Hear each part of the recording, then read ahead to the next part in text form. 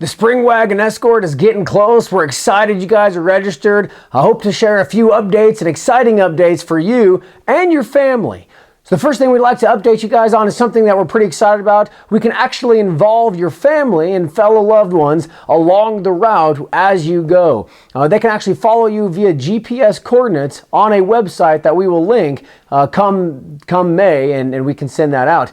But what this is exciting is actually on the Spot device. Those of you who are familiar with the GPS SOS and GPS tracking systems that sometimes backpackers use, guys who go snowmobiling in the backcountry, or anyone who goes to the backcountry. There's a lot of devices out there that actually track you, allow you to call for help or emergency assistance in the time of need in the backcountry. But what it also does is allows you and loved ones to track you as you travel in the backcountry. And this is something that we want to extend to everyone registered, everyone who's interested, anyone who's excited about this spring Wagon Escort but can't make it. They can actually follow us along the route the entire way. So we're pretty excited. Like I said, what we're going to do is we're going to share the link about a week beforehand on exactly what it's going to look like, and actually takes a GPS coordinate every 10 minutes until you can actually track us as we go along the California Trail and the Sweetwater Cutoff. So we're pretty excited about that. Make sure to tell your wife, your loved one, your kids, so they can follow you as you go along on the spring Wagon Escort. So the next thing I want to talk about is making sure everyone understands exactly what we're doing for water. We are not planning on bringing any extra water, any emergency water rations. Our water will be taken from the creeks, from the streams. Again, adding this level of authenticity that we always enjoy on our campaigning trips. I know those of you who've been on the 11th Ohio campaign trips before, you know this is what we do. So get used to these things right here. Whether it be the tablets or the water pumps, you'll be getting your water from the creeks, from the streams, the same water supplies that the men 150 years ago got their water from as well. So make sure you don't expect, clean, potable water. It's gonna have some aftertaste. It's gonna have that dirty, earthy taste to it, but it's pretty fun. It adds that level of authenticity that a lot of us don't get from filling off those big water buffaloes at those large events. Yes, adding pumps or these tablets, they're not super authentic, and yes, we are carrying these little small vials along the trip, but at least it's better than filling up your canteen on a large semi-trailer water buffalo. So expect that, and expect some dirt in your water, but don't worry, it'll be clean, it'll be neutralized.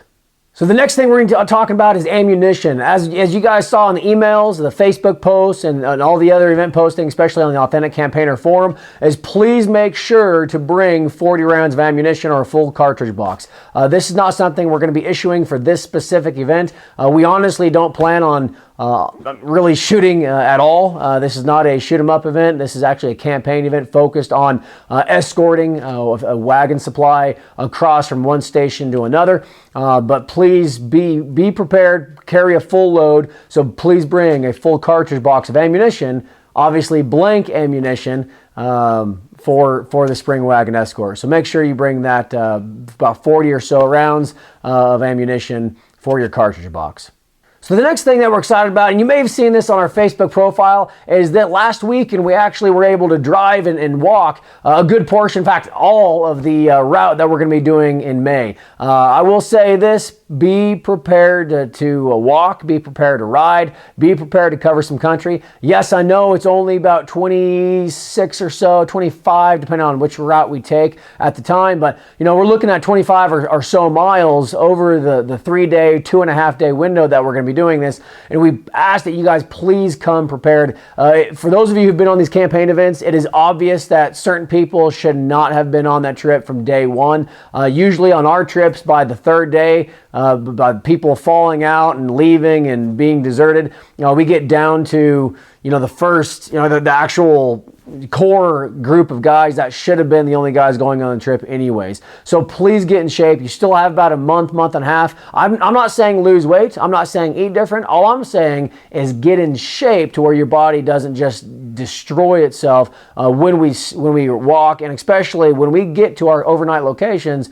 You're not going to just sit and do nothing. We have details. We have a lot of activities that need to be done in order to secure and keep our camping spots safe for the night. So be sure to get in shape. I can't say anything more than that. Is please walk, run, do some high intensity workouts. Please get in shape, because it is obvious on these trips that, I mean, it makes a huge difference. Again, I can't, if you've never been on a campaign event like this before, please get in shape, because like I said, you don't want to be the weak link in this column or in the campaign event that we're doing here. The next thing is that there's been some confusion on whether this is a first-person event or a true immersion event. While this is a pretty good immersion event, we're not going to call this, and we're not calling this, a true first-person event. There's research, and specific people in these units are actually kind of hard to come by, and so we decided not to do first-person.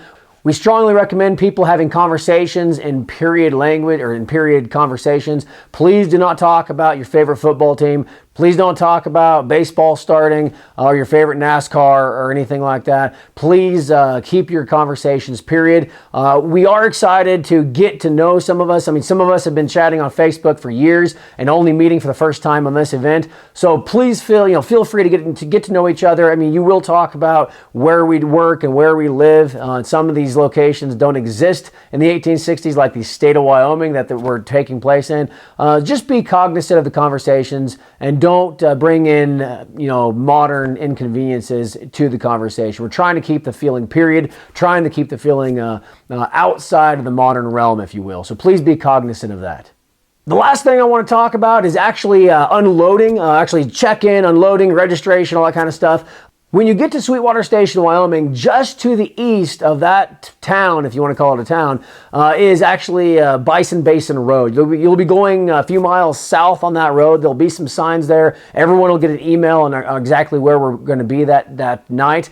Please check in by about late afternoon, mid-afternoon on Thursday. Please do not show up late. We have a lot of activities, a lot of kind of housekeeping stuff that we need everyone to be there with. We have to load the wagons up with all the supplies. We have to issue rations, and we have to kind of have a debriefing, or I should say briefing, of kind of the expectations and setting the tone for the rest of the weekend. So again, Thursday night, May 17th, please be there no later than 4:30, right around there. If you think you will, please let us know, because we do need to make sure that you guys, everyone gets the same briefing we tell everyone. We're not going to do it 3 or 4 or 5 or 10 or 15 times as people come in. If you can't make it, please let us know ahead of time if you're going to get there late.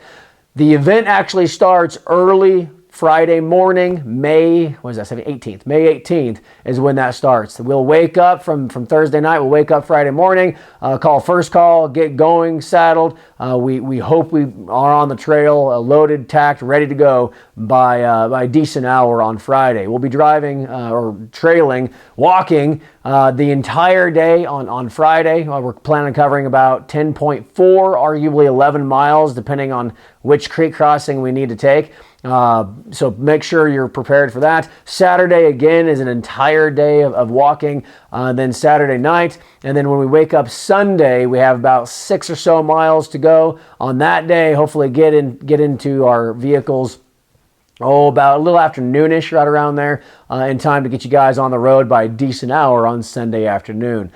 So as you guys come in and check in on Thursday night or Thursday afternoon, please get to the location, check in, let us know who you are, unload as quick as you can, basically just empty your vehicle out, and then we're going to take you and your vehicle to the ending point where we're going to be on Sunday, and then shuttle you back to the beginning point. That way we have no eye pollution, no, I guess, visual pollution, if you will. On Friday night, we camp right there at the trailhead, and we go from there. But we like to get all the vehicles out of the way. We can't do that if people keep checking in later and later and later into the night. So again, please let us know if you can't, or just be there around 4, no later than 4:30, right around there. We are providing dinner. Probably the best dinner of the whole weekend will be Thursday night.